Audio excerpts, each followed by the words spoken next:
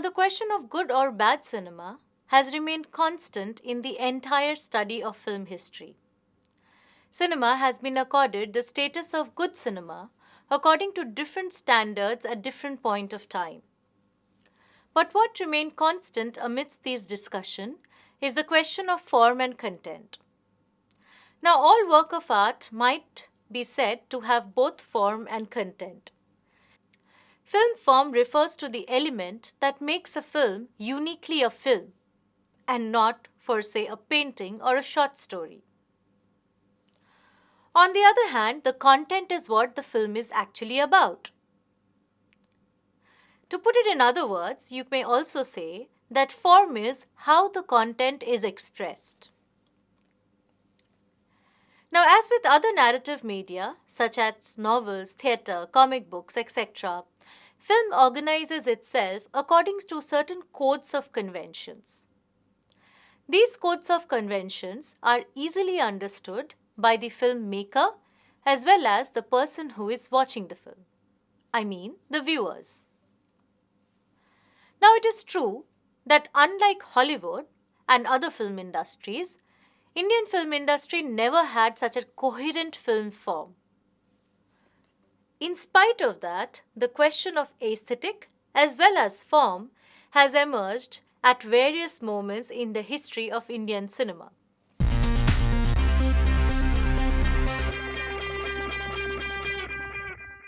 Just 1 year after the inaugural screening in Paris, motion picture technology was introduced in India on July 7, 1896, when a representative of the Lumiere brothers presented the cinematograph show for the first time in Watson Hotel in Bombay, few months after its premiere in Paris.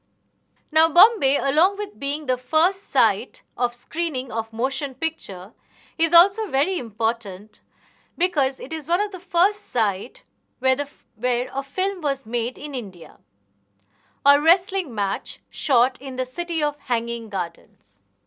Bombay, which was already known for being a center of trade and commerce during the colonial British, soon also became the epicenter of film production. Parsi theatres, prevalent in Bombay at that period of time, played a major role. This is because Parsi theatres provided the infrastructural support as well as the pool of workforce to Bombay cinema. We may also say, and I will come back to it later as well, that Parsi theatres can be rightfully accorded as the aesthetic antecedents of popular Hindi cinema.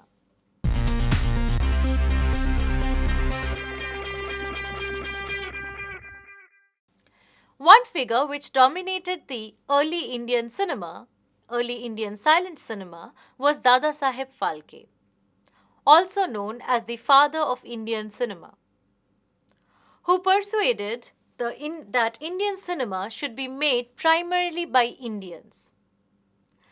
Phalke's Raja Harishchandra in 1913 set the genre of mythology as the dominant genre of early Indian cinema.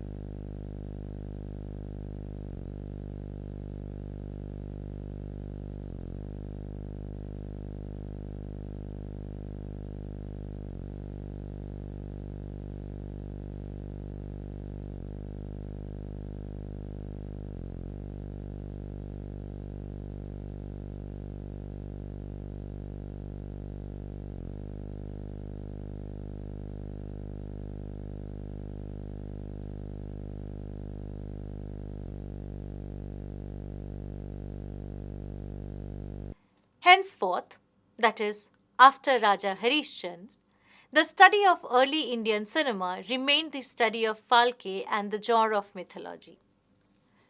Dhundraj Kovind Phalke, commonly referred as Dada Saheb Phalke, was born in a Brahmin Marathi family near Nasik in Maharashtra. He was born on 30th of April 1870.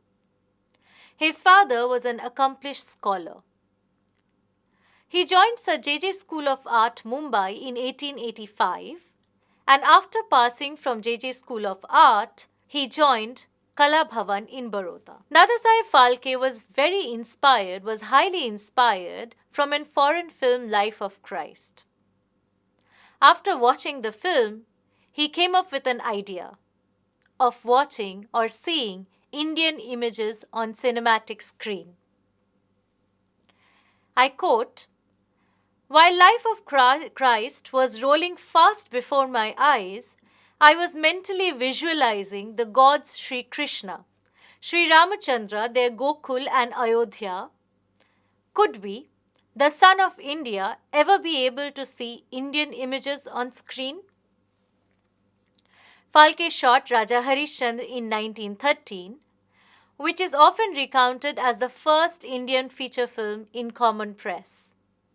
The film was based on the Indian epic Mahabharata and initiated the genre of mythologies. It was released in Coronation Cinema in Bombay under the banner of his company, Phalke Film Company.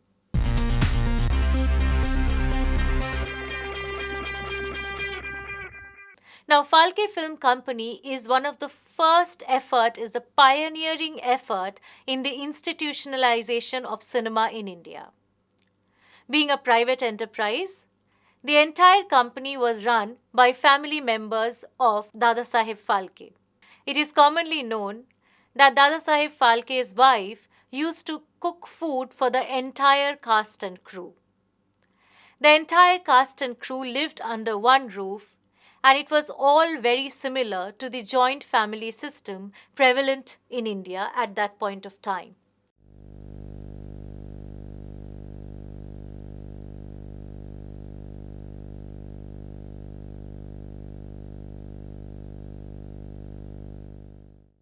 In 1917, following the success of Raja Harishchandra, Phalke released another mythological film, Lanka Dahan, The Burning of Lanka in 1917. This was a great success, and the success was not only for Dadasaheb Phalke but also for another actor, A. Salunke.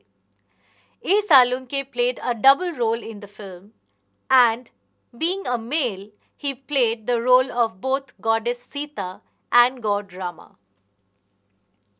According to Barnau and Krishnaswamy, when Rama appeared on screen, the audience prostrated themselves before their gods and goddesses.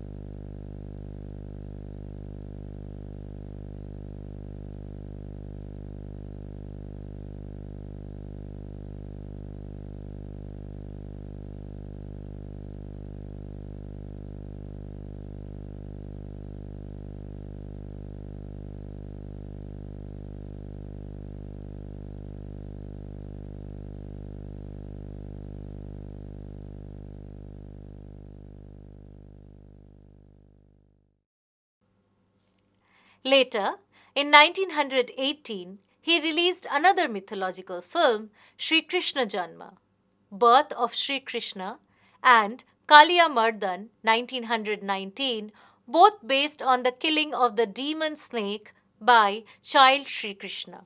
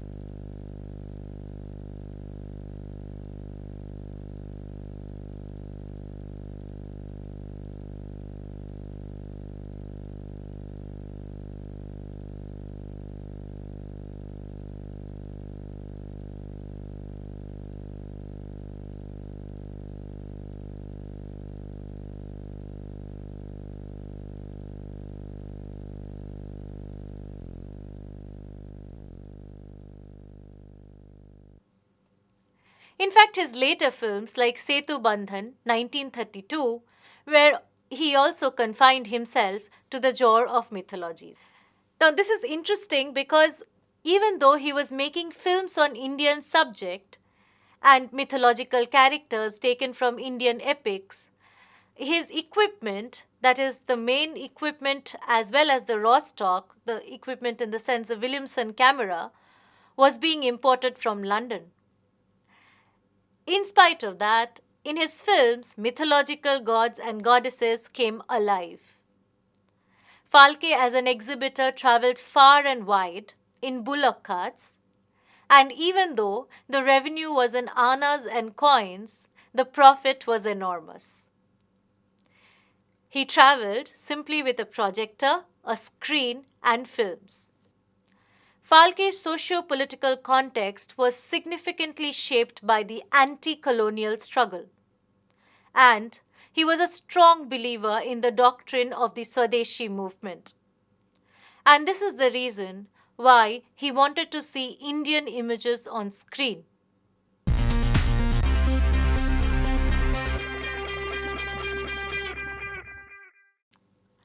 Another debate on account of the early Indian silent cinema is the question of frontality of images.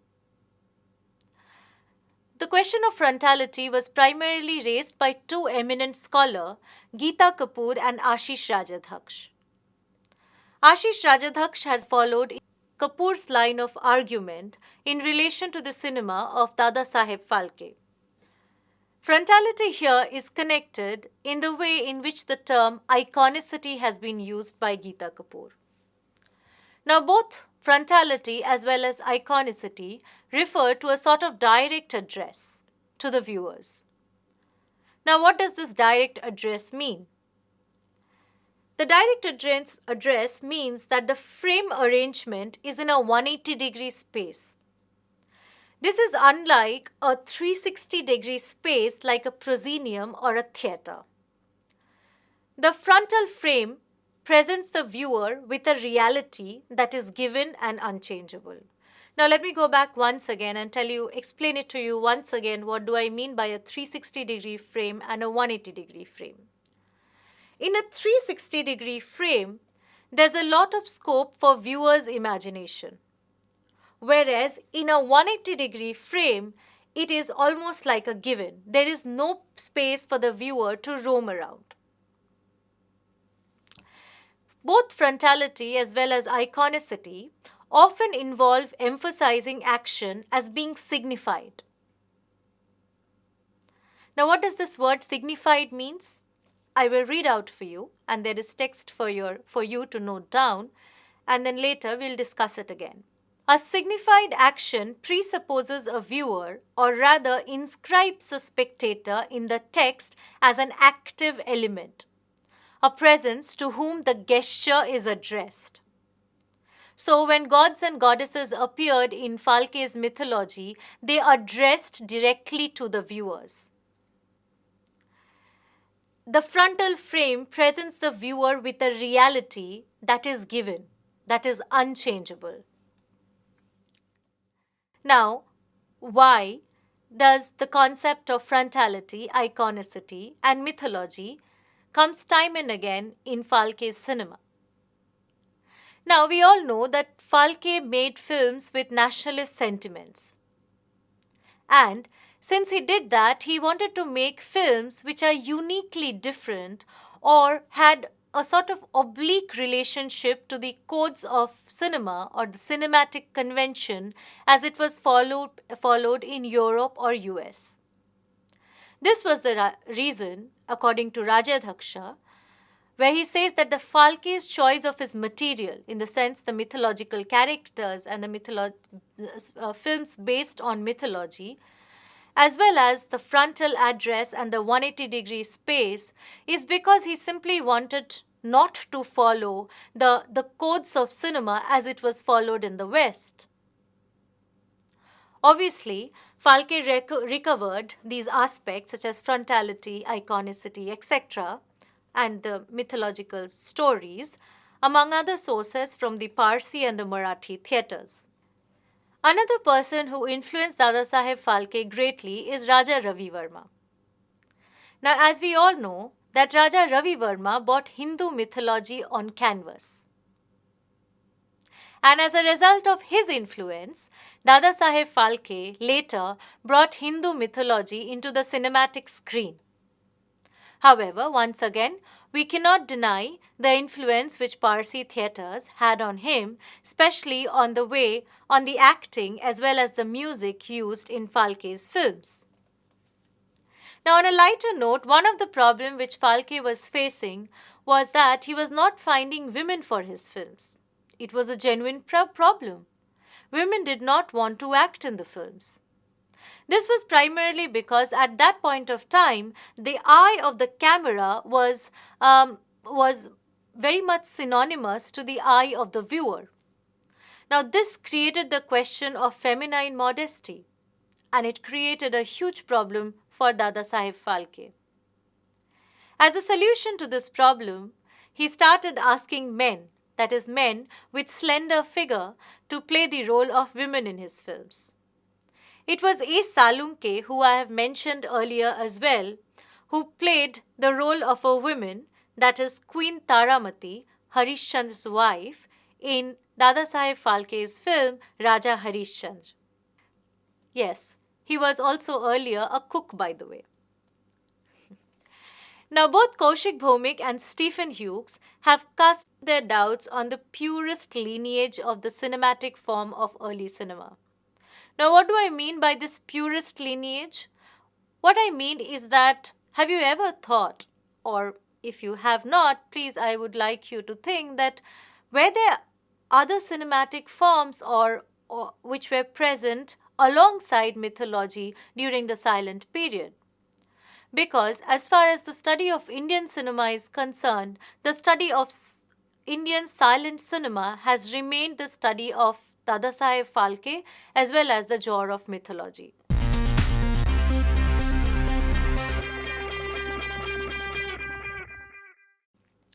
Now, why are we questioning this? Why are we questioning the purest lineage of Indian silent cinema?